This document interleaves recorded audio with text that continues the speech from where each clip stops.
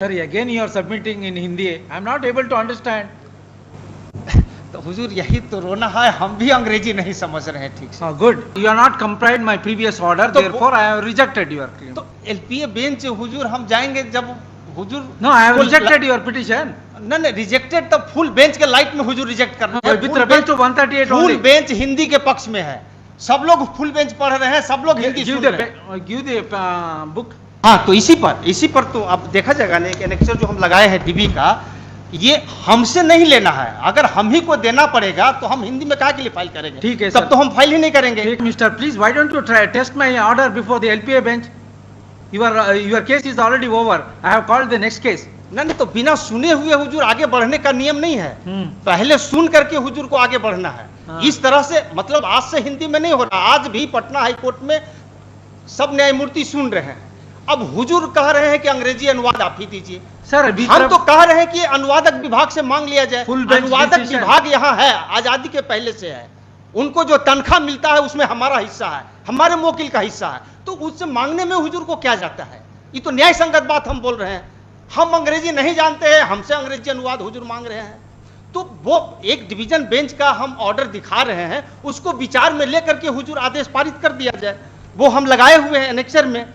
बस इतना ही तो हमारा प्रेयर है। जिस तरह से हुजूर कह रहे हैं कि अंग्रेजी अनुवाद दीजिए, उसी तरह से कहा गया था। मैंने निवेदन किया कि एक बार फुल बेंच को ठीक से सुन लिया जाए। सुना गया, सुनने के बाद पाया गया कि जो हिंदी में फाइल किया है उससे जबरदस्ती अंग्रेजी अनुवाद नहीं लिया जा सकता है, और चूंकि यहाँ अनुवादक विभाग है तो उससे मांगने में है, और वो मांगा गया। हुजूर देखा जाएगा। हर learned counsel for the petitioner and learned counsel for the state, the petition filed by learned counsel for the petitioner is in Hindi. In view of the above, office is directed to get translated the Hindi petition filed by learned counsel for the petitioner into English for the translator section of the Patna High Court.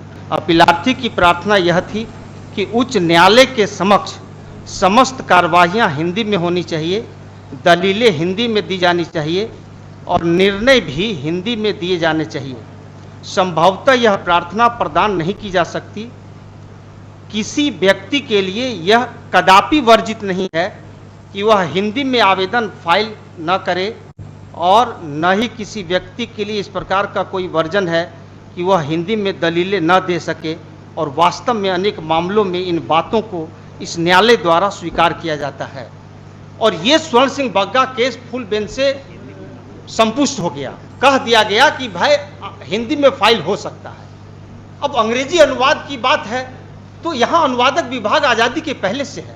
इसी purpose के लिए Sir, don't give lecture, sir. Whatever the submission you want to make, you restrict your with reference to your petition. तो हमारा submission यही है कि स्वर्ण Singh Bagga case पूर्ण पीठ से संपुष्ट हुआ है, जो ये कहता है कि किसी व्यक्ति पर हिंदी में आवेदन दाखिल करने में कोई वर्जन नहीं है और न ही हिंदी में तर्क रखने में कोई वर्जन है।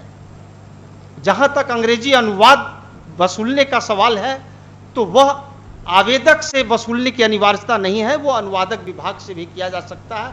हुजूर हमने इसके लिए आवेदन भी दाखिल किया है।